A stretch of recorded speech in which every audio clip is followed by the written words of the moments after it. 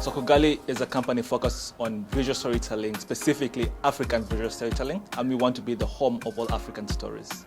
So that's what Kugali is, and what we do is we have a few fields we focus on. We started off in comic books and then evolved into augmented reality, and now we're in animation as well, so that's what we do.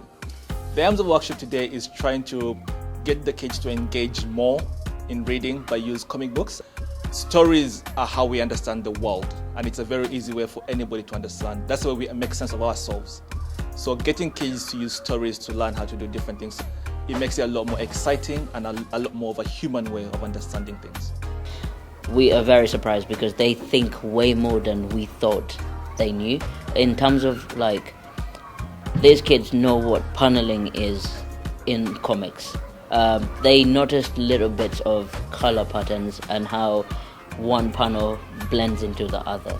So yeah, in that sense, they're very intriguing. The aspects of comics that pupils are looking at in today's workshop with Kugali are diversity and representation in comics, looking at a number of different comics that are created by Kugali that have completely different stylistic presentations.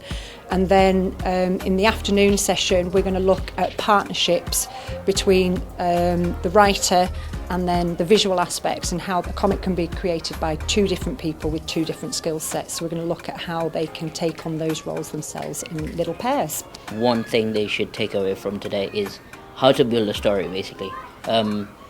We want them to go away from here knowing what they need to do in order to build a story from A to Z. The benefits of us bringing artists and writers and comic creators into the classroom are that they bring a real life element of comics that myself and Sim can't bring just as educators.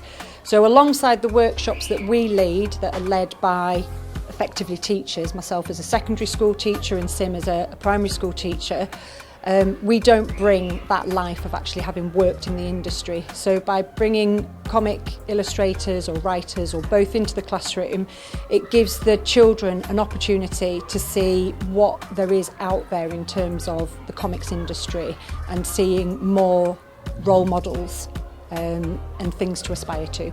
So in general, the children's sort of level of engagement with reading is noticeably higher than in other children of their age group. So compared to the other year 4 class, their level of engagement and enjoyment of reading and their wanting to read is really high. I've been teaching for a few years now and I really noticed a difference in them.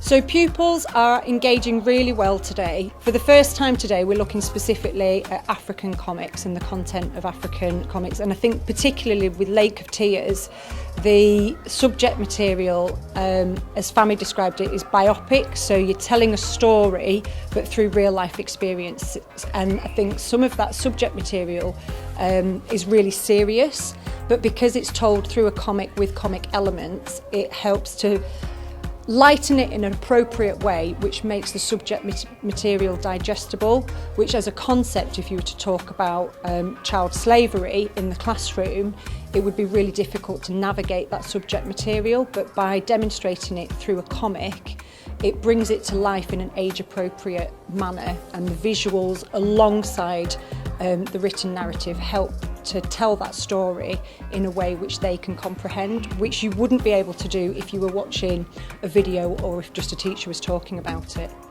We noticed as the children, one, they are very engaged, they're paying attention the whole time, and if you know any kids around that age, it's very hard to get them to do that. That was the first thing I noticed.